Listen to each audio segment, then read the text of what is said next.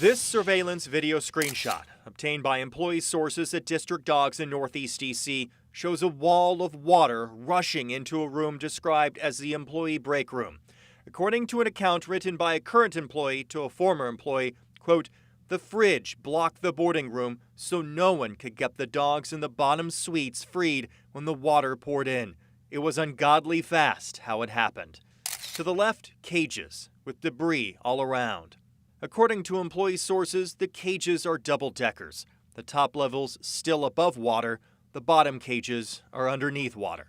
According to an employee, dogs were inside those lower cages, and a fellow employee can be seen at the top of the picture, waist-deep in water, trying to get to those dogs.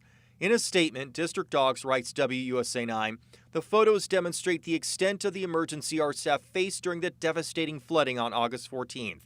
We are grateful for their heroism and commitment to the safety of the dogs. We continue to grieve for the loss and pain that resulted from last week's tragedy. District Dogs described a deluge of water coming into the kennel after a wall gave way, pressured by the stormwaters outside.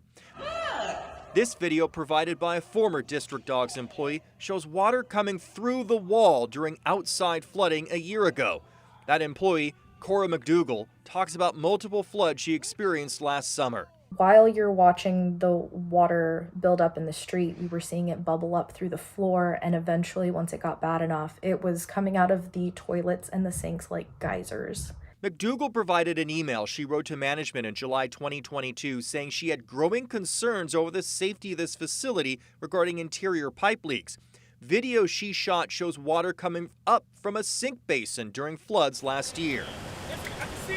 District Dogs says last week's flood happened not due to underground pipe failure, but due to the wall collapse. So powerful, it forced that refrigerator down. To get into the boarding room, you did have to go through the kitchen where there was a large metal refrigerator near the door to the boarding room, and it was quite large, very heavy. DC's Department of Buildings said this about District Dogs last week. After last year's event, the building was re-inspected and deemed safe in accordance with the current code. Nobody could imagine, well, those of us that literally have gone through it multiple times, we knew that eventually it would lead to this.